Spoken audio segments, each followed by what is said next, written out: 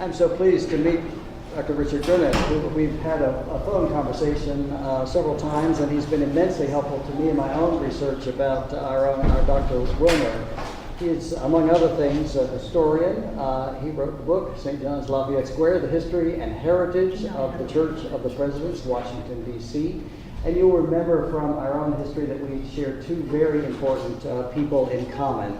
One being the second rector of St. Paul's, William Holland Wilmer, who was the founding rector at St. John's Lafayette Square, and believe it or not, for a time, rector of both places. I don't know how he did it, but that's interesting. And then the second figure, of course, is Benjamin Henry Latrobe. So in our Sure Foundation years, we give thanks and celebrate the 200th anniversary of the building of our Latrobe treasure. We're delighted to have you with us today to talk about some of our common history. As is our custom, let's begin with a prayer. The Lord be with you. And also with you. Let us pray. We give you thanks, Lord God, for the gift of this day, for the privilege of being your people and servants in this place. We give you thanks for our history and those who have gone before us. Help us, as you help them, to be witnesses of the good news of Jesus Christ. In Christ's name we pray. Amen. Thank you. Welcome. Thank you, Rick. I appreciate that. I hope my voice will hold out. I usually hope that when you give a presentation of any kind like this, that you don't aggravate the audience by having a horrible voice. But I hope you can hear me. I'll try to make it through this. I want to tell you, I appreciate the fact you've got this really nice audiovisual opportunities, but I found in the case of a guy like Latrobe, people do architectural drawings and designs and sit there and talk to you and say, oh, they have this part and that part. But it doesn't give you any idea who the person was. And luckily for us, Latrobe had a great store of work that he kept, his writings, his documents. He used what Jefferson did, the auto pen. He'd write a letter to somebody, and at the same time, the auto pen was making a carbon copy of what he was writing, and he kept them, and the family kept them, even after he died. So those of us that are historians can go back and you can literally find incredible details about what he was thinking about everything. And so what I want to do today, if I'm successful, is give you an idea of what this guy was like as a person, as well as discuss some of the things he did as an architect. But I will tell you, if you want to see the pictures, it's much better if you've got your own personal computer and you don't have the ability to go to these places yourself than trying to look on a screen while somebody's talking at you. You just can't really absorb what you're looking at. And the Library of Congress has a tremendous collection of photographs and slides in color and black and white in their website. So you can go to Library of Congress, American Memory, type in Benjamin Henry Latrobe, and you'll get all of these pictures come up, and you can go through them one by one, all the places he did his work, pictures of the interior of churches, pictures of the interior of the basilica, pictures of the interior of the Capitol, and the various rooms that he did. And you can sit there and absorb it and enjoy it that way, rather than somebody try to show you a slide of it and talk it at the same time. You just can't absorb it in quite the same way. So I recommend that. Secondly, I will talk about St. John's. I think you know a good deal about St. Paul's because you're parishioners. But I did a presentation for C-SPAN. They asked me to do that because of the president usually going there for a pre-inaugural service. So I did about a 40-minute live video tour of St. John's and discussed the entire history of it and with various pictures of bits and pieces. And that is on St. John's webpage. And so if you want to look at inside St. John's, if you haven't got the opportunity to come and visit, you can see me talk at you for 40 minutes, walking around and telling you all about its history. The same thing is true. I did this book that the rector mentioned. For those of you who want to have a companion volume for your history of St. Paul's, that's on St. John's website. And the option is given to you. You just go to St. John's and look at history. Click on history, and you go down, and they'll say, here's the book. Click on that. You have two options. You can buy it from Amazon. At St. John's, you get $2, and Bezos will get 11. Or you can buy it from St. John's, and we've got a discounted price, and you can probably get it for like $11, and St. John's will get $10 out of the 11. And I don't get a dime because all the proceeds from the sale of that book go to St. John's. So FYI, that's the background. Now, because Latrobe had so many great records, I'm going to, at some point, read a couple of excerpts. Some of them you may already know about because you've got your Mrs. K's history of the book has got a few of them in there. But there are others that are even better in terms of just what his personality was. This guy was a Renaissance man. He was born in England, in Yorkshire in 1764. His father was a Moravian minister, was a very well-known man. The whole family was highly educated. When he was a young man, he was sent to Germany. His mother was born in Pennsylvania to a German immigrant family that was very well-to-do. Then she came to England to go to school, and she met Latrobe's father. So he had an American mother, born in America, and he had an English father, but her heritage was German. So they go to the best German university. He goes to Leipzig, which at that time was a tremendously established university, and he sucked up everything. He was just loved the learning process and the exposure. And of course, like all people of the day who came from families that were middle class or upper middle class, he did the grand tour of Europe. He went to Rome. He saw the great cathedrals of Europe. He was exposed to all of that. But when he was at university, get this, he mastered, was fluent in German, French, ancient and modern Greek, and Latin. And he had passable knowledge of Hebrew, and he had advanced ability in Italian and Spanish. Now, can you imagine what a student he'd be at the seminary? Yeah. I mean, going in. Anyway, so when he went back to London after his education, he was trained as a civil engineer by the leading civil engineer in London. So he learned that. He had made up his mind he wanted to be an architect. He got that training when he was at university. But now he studied with one of the leading classical architects, Samuel Pepys Cochrane. So he's got it all. So by the time he's done with the education, now he's working over there in London. What happens? He gets a chance to get married. He marries rather young. The woman he married, the family didn't want her to marry him because they thought he was not an upper class Englishman. But the marriage took place, and he had 2 children with that first wife, and then the third wife, she died in childbirth. So he has 2 sons, young. This is the 1780s. What's he do? Well, he remembers his mother talking about America. So the family was from the Philadelphia area. So he thought, well, I need a new start. So the kids were taken care of by the rules of the day in England. And he had his brother, who was also a minister, an ordained minister, who was a hymnist. He had all the kinds of education that Latrobe had.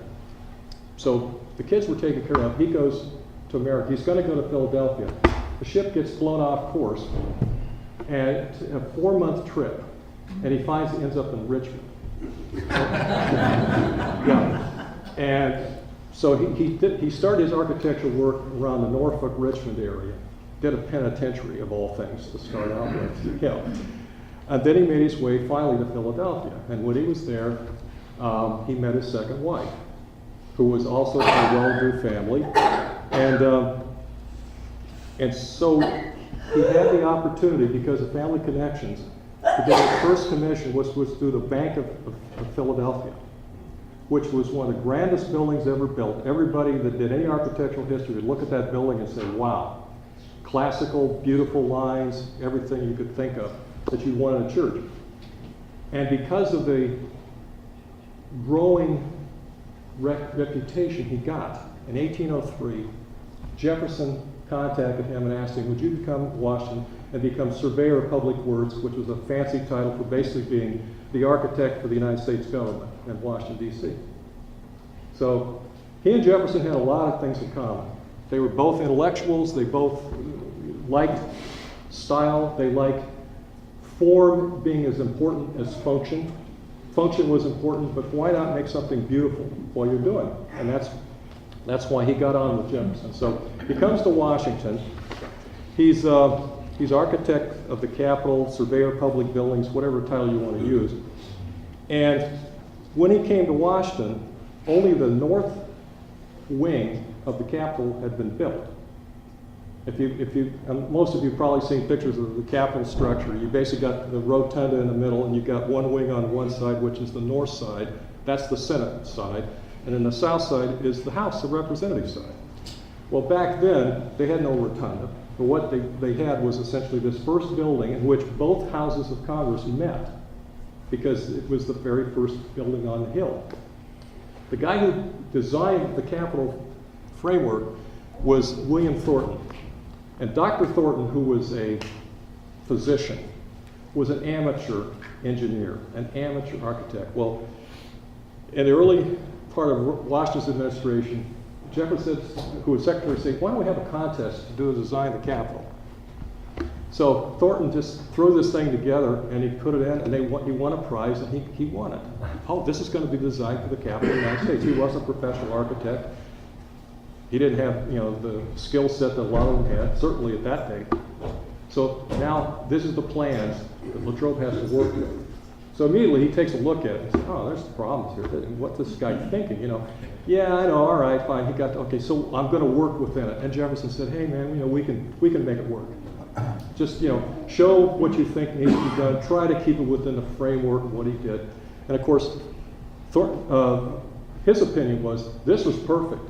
Anybody messes with this, he was really on an ego trip about that, and he was really, really nasty in his reaction. Any kind of things that Latrobe was suggested to be done based on architectural style of form and function. No, do it the way I drew it, and don't do it at all. So they basically, I'd say within a year of Latrobe coming to Washington, Thornton was out for blood, and he had a lot of friends in the Federalist community, which was a number of folks who didn't care for Jefferson to begin with. So by definition, Latrobe was an appointee of Jefferson. So what does that make him? It makes him one of those guys that we don't like. And so people started writing nasty letters to the, oh, what's he doing to the Capitol? Why is he taking so long? Nothing's changed. Just wait till I quote a couple of his letters and you tell me if things have changed. And Latrobe was a professional, but he was also an Englishman, an immigrant from England. His problem was that American engineers were self-taught. They were innovative, they were creative, they would do the kinds of things, but they would slap stuff together, put it up, and say, okay, done. There's a way I carefully constructed this because I wanted to save time to make the point. American engineers were self-taught, lacked technical training or experience. They could be creative and improvisers, but Americans at this time committed low monetary investments to what they were building. They didn't put a lot of money into it, or time. Get it done. The difference was that meant you had to restore it and renovate it and do it again and do it again. They didn't care. That was the American way of doing it. Slap it up, let it work for a while, tear it down, rebuild it, modify it. That's not the English. The English civil engineering and architectural experience that Latrobe had. No, that's not what you do. Here's how you do a building. You design it for permanence and low maintenance. You build it out of materials that are going to last. Stone, not wood.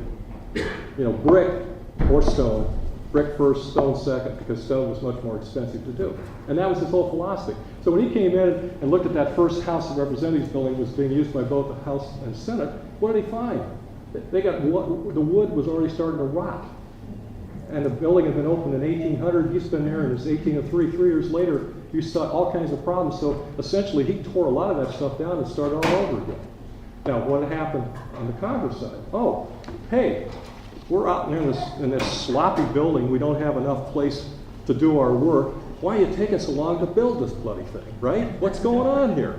And it's costing us a lot of money. And I'm looking at all these beautiful little diagrams and details. You're thinking, hey, that's a waste of stuff. That's money that's just going down the tube to do all these fancy carvings and stuff. Just keep it simple and just get it done. So He was like, about 2 or 3 years in, he was basically on everybody's list who didn't know a thing about what he was trying to do and what the genius behind it was. But Jefferson had his back, so things got done. He moved along. But the thing that really got him in terms of personality, he was a Brit. And what was a Brit? At that time, a person who believed in being forthright. So if somebody made a comment and made an observation about what you did, and you thought it was stupid, you told him it was stupid, and he told him why it was stupid. Now, to the average person, oh, well, you're just being haughty and smart and full of yourself. No, he felt he would be a hypocrite, and he would not be honest if he didn't tell people straight up why this was a stupid idea and why you want to do it this way.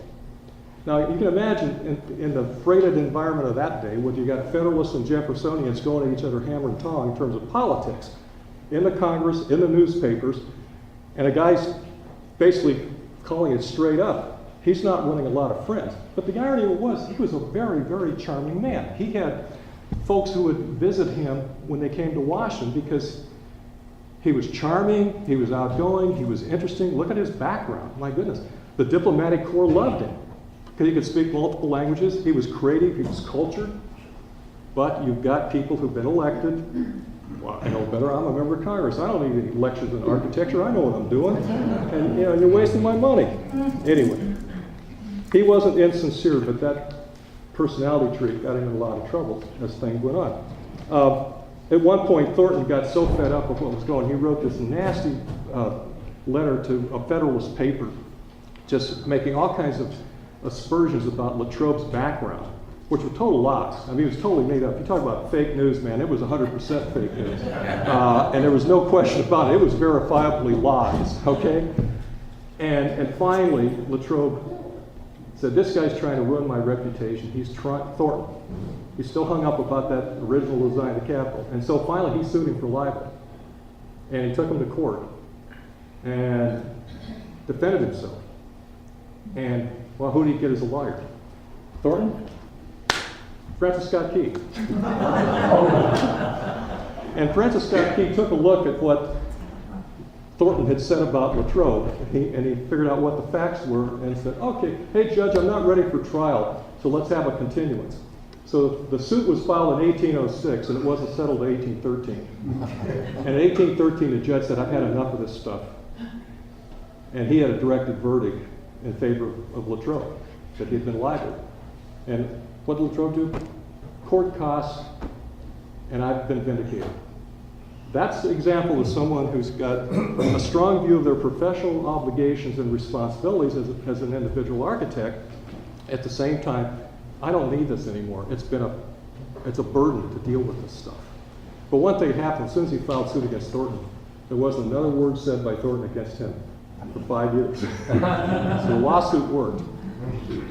Anyway, in a period from 1803 to 1811, Latrobe tore down and restored the original Senate wing of the Capitol. He completed the House wing of the Capitol in 1807. And that part of the building was so beautiful. Jefferson later raved about it, and he said, no matter what happens the rest of your life, people will remember what you did in that House of Representatives wing of the Capitol. And when the British came in and burned the place down, the guy who was in charge of burning it down said it was a tragedy to have to do it because it was so beautiful. But that's 1807. We're getting close to the end of his period because one thing that he did, he had to pay his bills. And he got a salary as being surveyor of public works or architect of the Capitol. But $1,700 is not a lot of money, but it was a pretty nice salary. You could live on that. What he would do when somebody was a little short, they needed a couple of breaks, he'd co-sign notes for people. He got himself into a huge slew of debts that were never recoverable because he was trying to help out somebody who thought needed a break. And he's co-signing a note, and make him obligated for the debt if somebody called him. He was never paid on time when he did his private work. A lot of times when he did the churches, he did it for free. Notwithstanding what Mrs. Kay said in her history, he didn't get any money for building St. Paul's design. by doing drawing design, and he didn't get a dime for St. John's either. The difference between the two was, in St. John's case, he superintended the building, and every T-square was just so. I mean, from day one. Here, he did the designs, and he turned it over to the vestry and Dr. Wilmer, and they did what they wanted to do with it, which, as some of you may know, was not something that made him happy. But that's another story.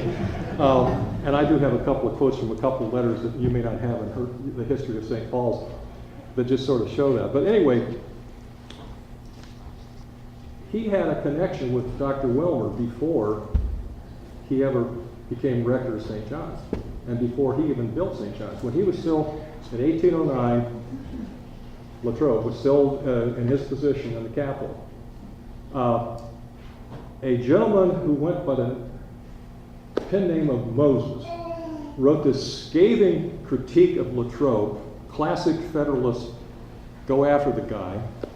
All the list of things that he thought was horrible about Latrobe was in this letter. Latrobe found out it was Wilmer that wrote that under the pen name Moses, and this is 1809. He'd already sued Thornton, so it was well known that if you go too far, so he writes this letter that was quite interesting. He said, in effect, he said, you're a man of great reputation and erudition. I cannot possibly believe that something that was written in this article in this Federalist newspaper was written by a person like you. But let me say this. If it's ever repeated again, I will not mention it privately. Thank you very much, Benjamin Latrobe. Guess what? Moses didn't say anything else about Latrobe. But I often thought later, hey, why did he do St. Paul's after that experience? Well, he saw what Latrobe built at St. John's, and he said, well, maybe I don't like that particular style, but boy, that's a great church that he was serving in for a couple of months. So he said, well, if this guy can do that, I don't care if he's a Jeffersonian Democrat, maybe he can do something for me that I won't do. I think that's how they connected. I think he probably took a look at the finished product and said, you know what? This guy's a great architect, even if I don't like his politics, or what I think are his politics, because he never went out of his way to be political. He was damned by association, because he was associated with Jefferson and then Madison. He was presumed to be, some kind of crazy guy that was screwing up the country, like all the Federalists believed at that period. But anyway, bottom line is, he did his best for the capital. And when he finished, everything had been done on the north side, everything had been done on the south side. So what you had was two completed wings, and the south wing was almost 100% Latrobe, despite Thornton. There was no rotunda. They basically had a two-story wooden connector between the two buildings. And that was it. And obviously he had a design for the rotunda and all of that stuff. All that was ready to go. But the War of 1812 was coming along, and Congress was starting to say, okay, we've effectively done it. So they cut off the appropriations. They did not put his salary in the last appropriation bill. He had to point it out to Madison. And Madison made sure that they put the money in to pay him, in a supplemental appropriation bill. But that's where it was. Here he finished his work. Congress cuts off the money, and he's got to get a job because he's no longer architect of the Capitol, no longer surveyor of public works. He'd done some things on the side. He'd done a number of private works all the time he was doing his capital work. But, the money's not coming in directly. People are complaining about this. They're slow. You can't get people to work. Seasons come when you can build and you have to stop. And he was in a tough spot. So he had gotten to be friends with Robert Fulton. And Fulton had a scheme of building steamboats. And he said, you know what? Here's the wave of the future. Why don't we go to Pittsburgh and build a couple of steamboats to take advantage of all of this, and everybody's going to make a lot of money. I'm going to make a lot of money, and the people that work with you, and you're an engineer. So he convinced Latrobe to go to Pittsburgh and set up this whole building operation for steamboats, which was a great idea. So, of course, Latrobe saying, yeah, I'm leaving Washington, so I'm looking forward to this opportunity to finally get things a little bit more on an even keel. So, as he was leaving Washington, he wrote a letter to one of his friends, Nathaniel Ingraham, in September of 1803, and I'll quote you. This is what he said as he's about to leave for Pittsburgh. I go to Pittsburgh where I start next week, bidding an eternal adieu to the malice, backbiting and slander, trick, fraud, and hypocrisy, lofty pretensions and scanty means, boasts of patriotism and bargaining of conscience, pretense of religion and breach of her laws, starving doctors, thriving attorneys,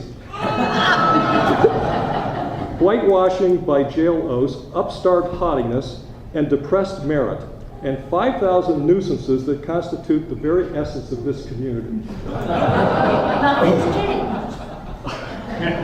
That's September of 1803. Okay?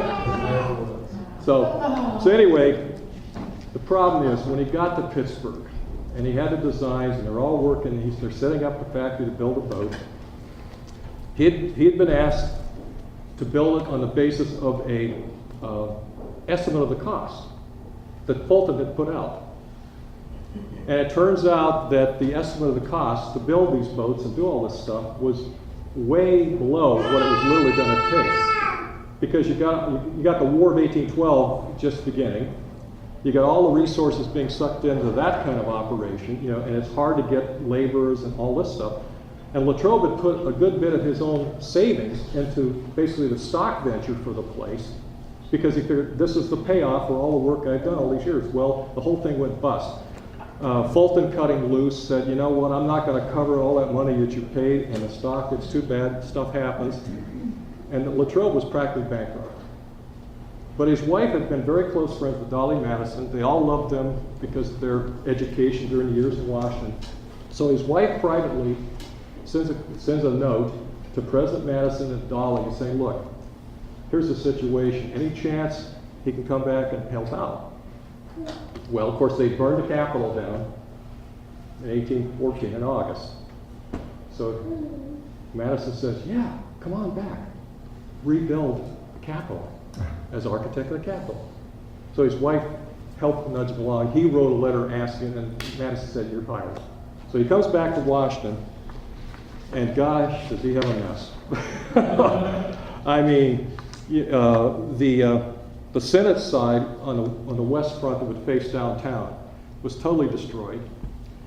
But because of the masonry work that he had done on the Senate side, on the east side, the site facing the Supreme Court today and the Library of Congress, the masonry had held. So the chamber at the basement, which became the old Supreme Court chamber, was essentially preserved. Above it was where the old Senate chamber was, and it was preserved. So he did do some minor detailing and started building west to replace all of the other stuff. On the south side, his great gem that everybody loved had been burned down, but since he didn't have to deal with Thornton anymore, he built that second version of the House of Representatives Hall to his specifications. And it was fantastic. I mean, that's what you see today. If you go to the Capitol today and you go to the old House of Representatives chamber, which is now called Statuary Hall, you will see the building that Latrobe built.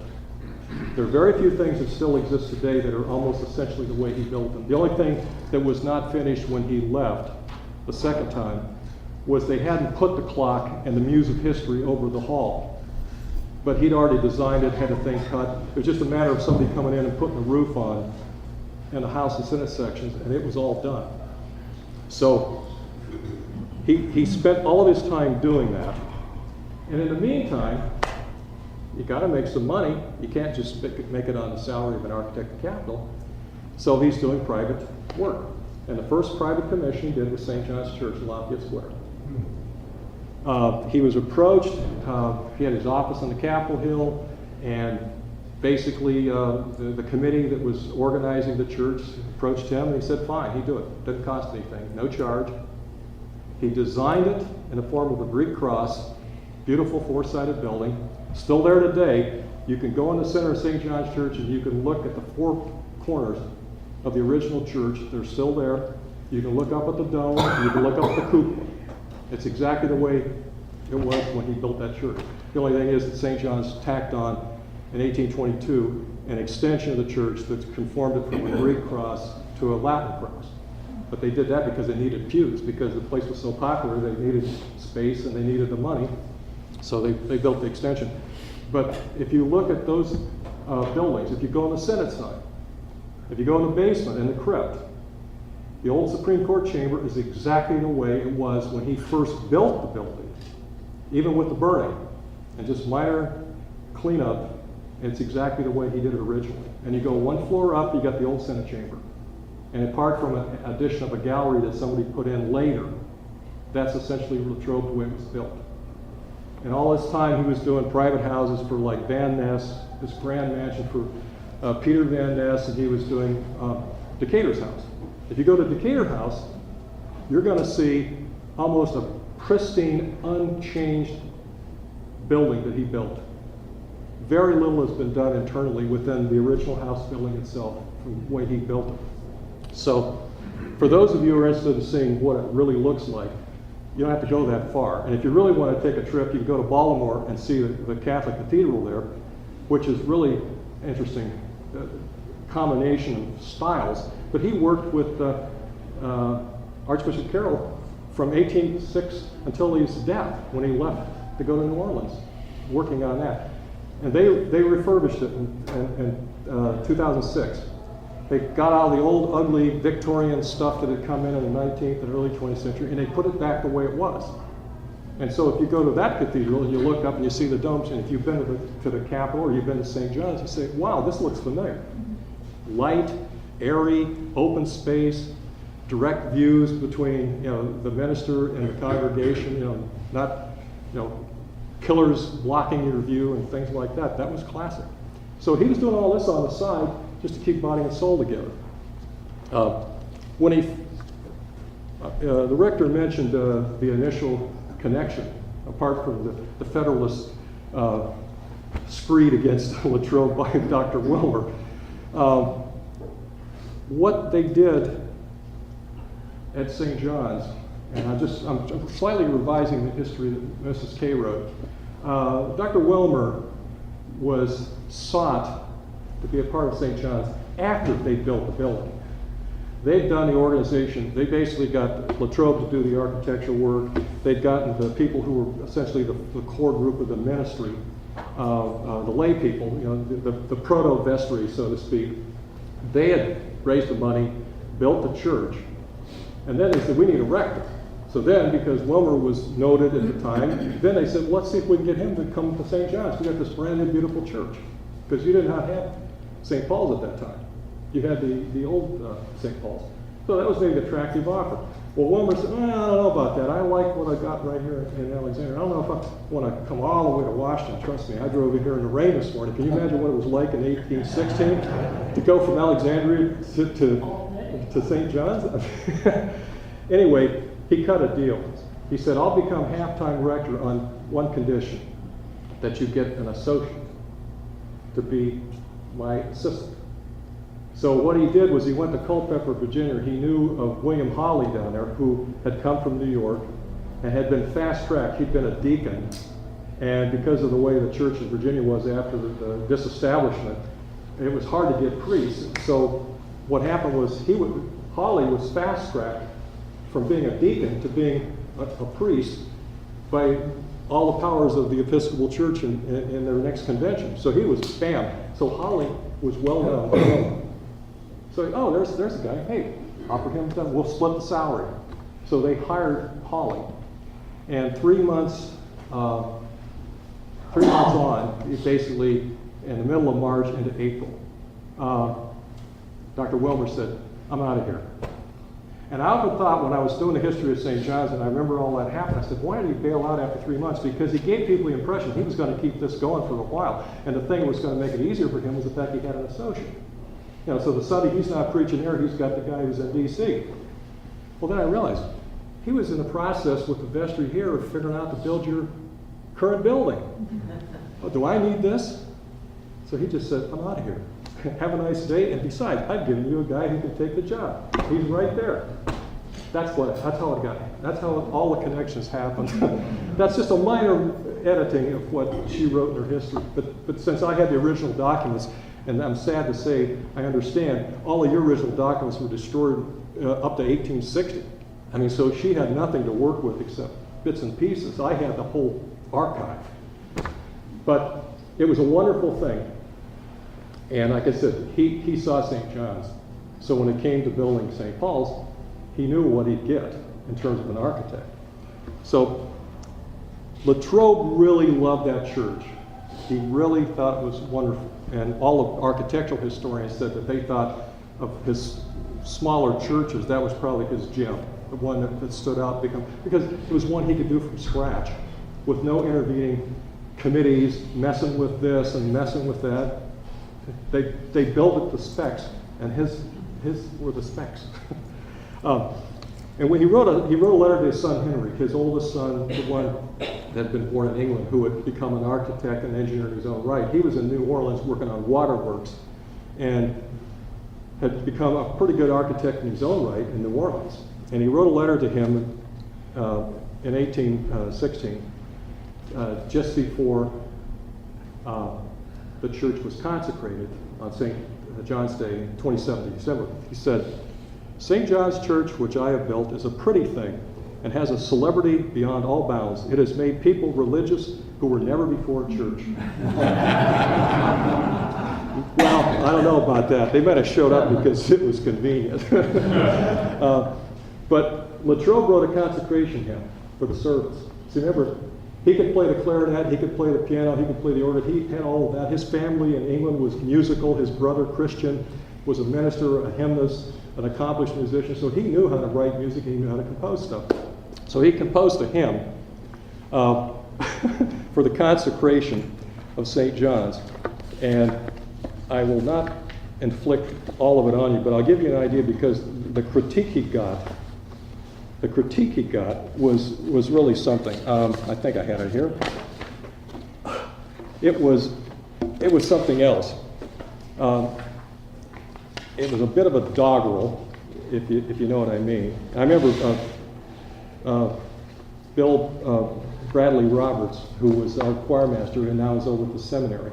I was talking to him and I said, hey Bill, can we go over and do this particular hymn and figure out the tune? And I said, here's the words. And he said, well, you know, that really is doggerel, isn't it? And I said, yeah, it is doggerel. You know, the lyrics and what he wrote. And he said, you know what, but he's our doggerel writer. So it's okay, you know, and this is a guy who's an accomplished musician, you know. Anyway, I may not have that handy, but what it effectively did was I think the first stanza went talking about heaven, earth thy footstone, heaven thy throne, you know, and hear, oh, hear our people's prayer, and he'd go on, and then he made some comment. He made references to where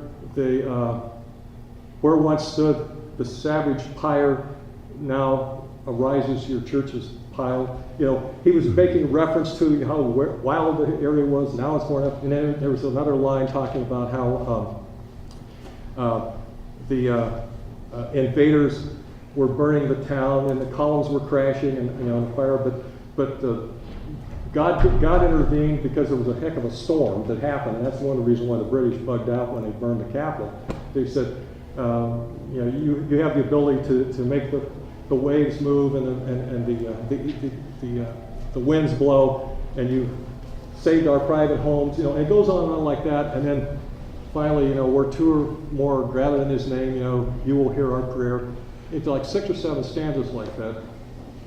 And the reaction he got, he wrote in his journal, which I put in the book. I said this was too good to not pass up, because it shows you about what kind of a man he was. He said, he reflected later on that hymn.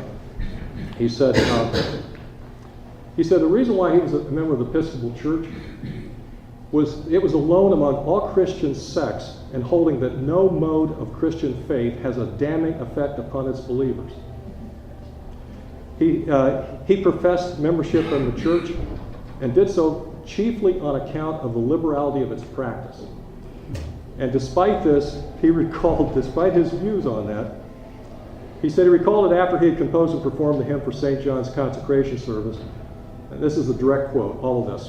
One of the clergy maintained that its tendency was deistical, disguised under biblical phraseology, that it was too liberal, that it threw obloquy upon our red brethren, the Indians, and betrayed British feelings.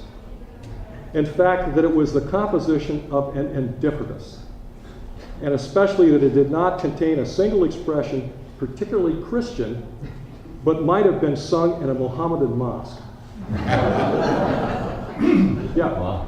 And at that consecration service, Dr. Wilmer was there, Holly was there, the Bishop of Maryland was there, and I assume some other associated clergy, because I tried my best to figure out who attended that service. I don't know who that clergy member was, but it stuck with Latrobe. And I don't know, if you know what an indifference is in Christian theology, especially Roman Catholic theology, it's the person who believes that all religions are equal. I mean, that's a pretty damning thing to say to somebody. That hymn of yours was the creation of an indifference. You know, like it could have been sung in a Mohammedan mosque. I mean, that's pretty potent stuff. But anyway, it didn't matter. He stayed on. He became the organist at St. John's. He became the choir master at St. John's. He didn't take anything for what he did. They offered him a free pew. He turned it down. Sorry, I got to revise Mrs. K again. He turned down a paid pew. He paid the pew dues just like everybody else, and stayed there until he left Washington. So, but hey, I got to save St. Paul's for last. I mean, it's good stuff. Latrobe wasn't a Gothic architect, but he knew how to do it because he'd been in Europe. He'd seen Gothic churches. Now, the story goes that Dr. Wilmer didn't care for neoclassical architecture. He thought it was pagan. You know, Roman, Greek, you know, pagan times, all of that. He thought that the medieval church was much more representative of true Christianity, with the peaked arches and all of that, and the way it was laid out, and so on. So that's what he wanted. So Latrobe made a design. He sent the design on, 4th of July, 1817, and it's supposed to be a Gothic design. And he was not building it. It was not like St. John's. He was the architect and builder and superintendent of all the building at St. John's. That didn't happen here. You had your own builder, you had your own structure of the committee to do it. He found out one day, he came down here and he saw the builder doing work, and he saw what he was doing. And that's, I think this letter is in Mrs. K's history. But before he had stopped by, he had sent a letter after he'd sent the plans, and he said that once the plan is accepted, you do not permit yourself to even think of alterations. He underlined it. It's italicized in his original letter.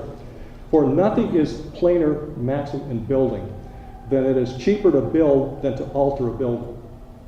Even slight alterations made by those who have not studied the whole design may, without their knowing it, affect the whole building and render it perhaps impractical. That was before they started building it. So after him saying, hey, you want it this way? I've done it. Don't mess with it. He came down to find out that they were changing everything around. He made that the windows that you have on the lower level are square windows and not the Gothic style that you have in the upper section, or certainly on the front. So he wrote this letter to Dr. Wilmer. He says, "Sir, you're extremely wanted here." He's writing it from Washington. "To preach to such men as myself, who with the most disinterested zeal devote their time, their talents, and their knowledge to the service of the church, and do not even meet with a common decency due professional respectability in return." That's his tee off to the letter. He says, hold on, what's going on here? I have given you the best design that I could form upon the given foundations of your church. The whole construction depends on the dimensions and especially on the line at which the arches are sprung. And I now find that Mr. Bosworth, the builder of St. Paul's, that not only is the whole church lowered 18 inches, which was a huge deal. If you did that threw off all the schematic designing of everything. It may sound like, oh, it's 18 inches, that's a big deal, especially when you've got all these other details. But he said, not only is it lowered 18 inches, but square windows are put into the flanks. What a confession of ostentatious poverty. The congregation are proud enough to build a handsome front to show to the passengers, but too poor to be consistent in the flanks. And too inconsistent in their opinion of their architect, whether of his honesty or skill, I will not pretend to say, to believe that he is capable of judging as correctly respecting the body of a church as well as its front. And he said, anyway, it goes on, and he put a detailed breakout of how much it would cost to build it to design, and then how much it cost the church to do it the way they did it. And he said, guess what, folks? Here's my design, here's yours. $350, it cost you $350 more to do it your way than the way I designed it. And at the end he said, perhaps the proverb, sequente in sua arte credendum, never cross the Potomac. Now translated, what that means, translated from Latin is, each man should be trusted in his own art. And he concluded, he said, with very true and affectionate respect, in spite of my professional vexation, believe me yours, Benjamin Latrobe.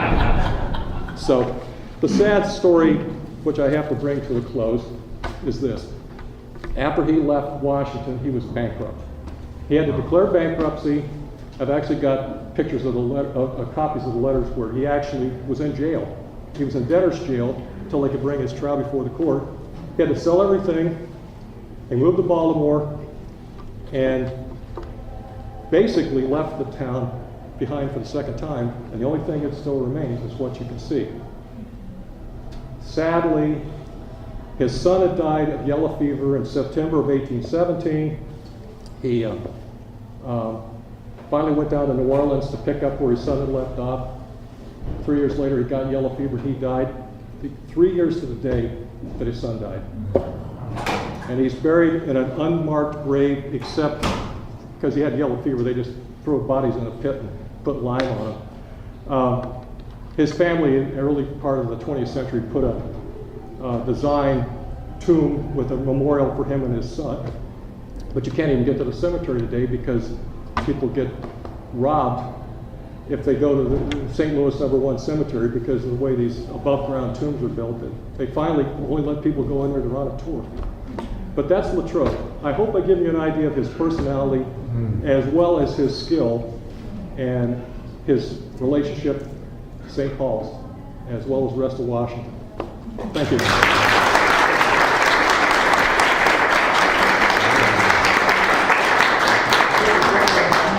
is quite by accident, but I didn't want you to leave without seeing the square window behind. Thank you. Anyway. George, could you give a quick infomercial about next week, please? Yes, we thought that next weekend being President's Day weekend, that it'd be appropriate to say something about the presidents. And what I would like to do is to draw on history a little bit, to talk about moral leadership in the office of the presidency. Oh, good luck. If my choice of topic suggests that I'm going to be doing a political rant, I'm not. I'm actually going to be talking about history.